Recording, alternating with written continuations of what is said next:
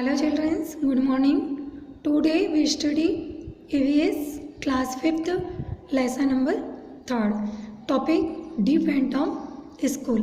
ऐसे बच्चों का स्कूल जिन बच्चों को सुनाई नहीं देता या बोल नहीं सकते उसके बारे में अपन पढ़ रहे हैं। और ऐसे बच्चे कैसे पढ़ते हैं? Those people who cannot speak and hear use a special type of language. उनको एक विशेष भाषा सिखाई जाती है और वो भाषा क्या कहलाती है? सिम्बॉलिक लैंग्वेज या साइन लैंग्वेज। ये सारे सिम्बॉल्स बना रखे A to Z। जी के लिए देखो ये ए के लिए ऐसा सिम्बॉल बनाते हैं। इन बच्चों को इस तरह से पढ़ाया जाता है। नेक्स्ट है सेरिब्रल पॉल्जी। सेरिब्रल पॉल्जी का मतलब होता है मस्तिष्क का लकवा। इसके सिम्टम्स कौन कौन से हैं? In this disease all the organs of the body like hands and legs are all fully developed. हमारे जो हाथ पैर होते हैं वो पूरी तरह से विकसित होते हैं but do not work properly, परंतु ये पूरी तरह से कार्य नहीं करते। The person is fully developed hands but he she is unable to lift a book kept in front of them. परंतु जब उसके हाथ पैर पूरे विकसित होते हैं परंतु फिर भी वो किसी बुक को उठाने के लायक नहीं रहते, वो सक्षम नहीं होते हैं। इसके केसेस क्या कारण है इसके? तो brain of the person is not developed. क्यों इसका? क्योंकि इसमें लोगों का जो मस्तिष्क होता है वो पूरी तरह से विकसित नहीं होता है and has no control over the organ of the body.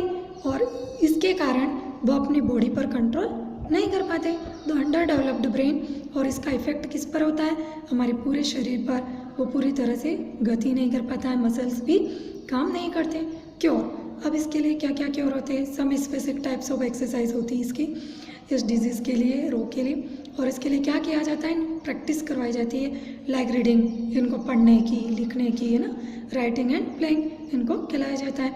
The brain start, और धीरे धीरे क्या होता है? ब्रेन विकसित होने लगता है और वो अपनी बॉडी पर कंट्रोल भी करने लगता है। Gradually the patient becomes normal, और पेशेंट जो होता है मरीज वो भी नॉर्मल हो जाता है। यद्यपि वो पूरी तरह से नॉर्मल नहीं होता है, जैसे कि अपन काम करते हैं वैसे नहीं कर पाता है, परंतु फिर भी वो धीरे धीरे कार्य करने लगते हैं। मेकिंग फ्रेंड्स, अब ऐसे बच्चों के अगर आप फ्रेंड्स हो या आपके कोई ऐसे फ्रेंड हैं तो दे नीड अवर सपोर्ट। उनको हमारी सपोर्ट की आवश्यकता होती है, देखभाल की भी उनको आवश्यकता होती है। ऐसे बच्चों को एनकरेज करना चाहिए, उत्साहित करना चाहिए टू स्टडी हार्ड, कि वो बहुत अच्छी पढ़ाई करें।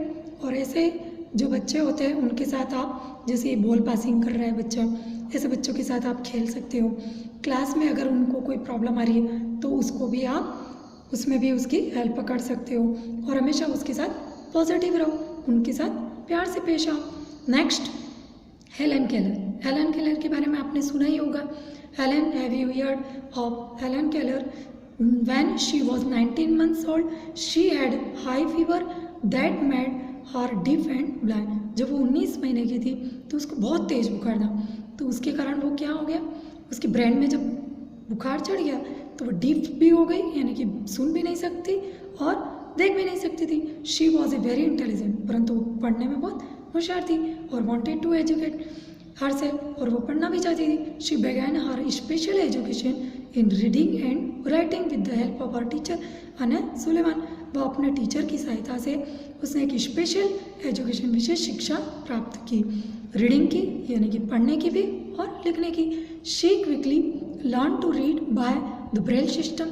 उसने ब्रेल लिपि से पढ़ना स्टार्ट किया and write by means of special constructed typewriter. उसने एक स्पेशल टाइपराइटर बनाया। She learn to speak just after 1 month of study. सिर्फ 1 महीने की पढ़ाई के बाद उसने बोलना सीख लिया। Her teacher worked on Helen for years. कई सालों तक उसके टीचर ने भी उसके लिए कार्य किया। Helen soon became a famous, और वो बहुत शीघ्र ही वो बहुत फेमस हो गई और उसको लेक्चर भी देने लग गई। वो यूरोप में लेक्चर देती थी, किसके लिए? फिजिकली हैंडिकैप्ड, जो शारीरिक रूप से असक्षम बच्चे थे उनके लिए वो लेक्चर देती थी। Next, Stephen William Hawking. ये जो पिक्चर दे रखा है आपके सामने, ये स्टीफन विलियम हॉकिंग है। इनको क्या प्रॉब्लम थी? ये नर्व डिजीज से, कहने का मतलब जो अपनी बॉडी की नसें होती है वो उनके वर्क नहीं कर रही थी, तो उसके कारण ये चल भी नहीं सकते थे और कुछ बोल भी नहीं सकते थे। He can not walk and speak, he moves on wheel chair, ये व्हील चेयर से ही एक स्थान से दूसरे स्थान जाते हैं। And communicate through a voice created by computer, और कंप्यूटर से उनकी वॉइस को बनाया जाता था, यानी कि उसके थ्रू वो बात करते थे।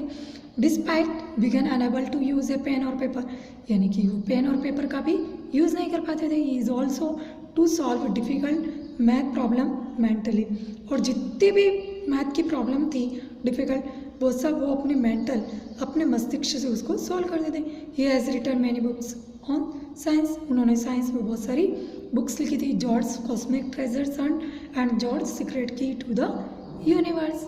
Thank you children, our lesson is complete.